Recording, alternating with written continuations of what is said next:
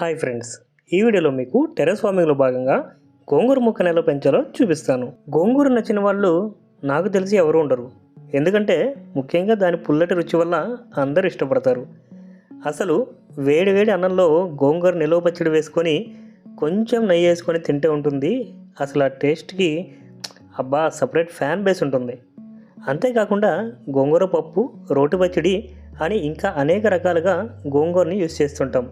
కానీ కొంతమందికి సెట్ అవ్వదు, ర్యాషెస్ అయ్యి వస్తూ ఉంటాయి. వాళ్ళకి తప్ప మ్యాక్స్ అందరికీ గోంగూర అంటే చాలా ఇష్టపడతారు. Vitamin C, iron, folic acid ఎక్కువగా ఉంటుంది.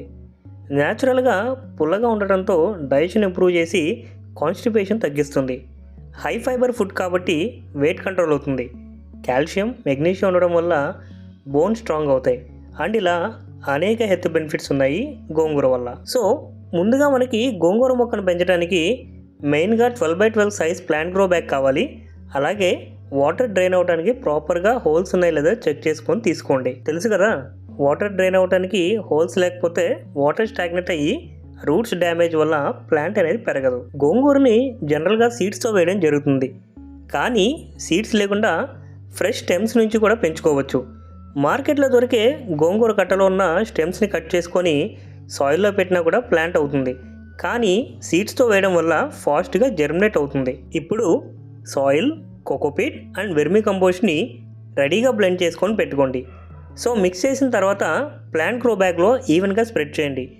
ఈ మూడు కలిపిన మిక్స్ వేయడం వల్ల water retention, nutrients distribution and roots growth చాలా బాగుంటుంది. నెక్స్ట్ ప్లాంట్ గ్రో బ్యాగ్లో మిక్స్ ఇలా ఫిల్ చేశాక సీడ్స్ని ఈవెన్గా సాయిల్లో ప్లాంట్ చేయండి. ఇలా సీడ్స్ పెట్టే ముందు జెంటిల్ వాటరింగ్ చేసి సాయిల్ని మాయిస్ట్గా పెట్టండి. గోంగూర ప్లాంట్కి ఖచ్చితంగా 5 to 6 అవర్స్ ఆఫ్ సన్లైట్ అనేది compulsory. And everyday morning or evening consistent watering చేస్తే చాలు, ఓవర్ వాటరింగ్ మాత్రం చేయకండి. ఇక ఆల్మోస్ట్ 30 to 40 డేస్లో లీవ్స్ హార్వెస్టింగ్ స్టార్ట్ అవుతుంది.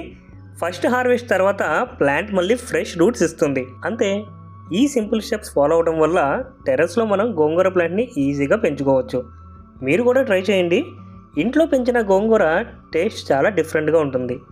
నా వీడియో నచ్చితే లైక్ చేయండి, షేర్ చేయండి. రెగ్యులర్ అప్డేట్స్ కోసం ఛానల్ని తప్పకుండా ఫాలో అవ్వండి.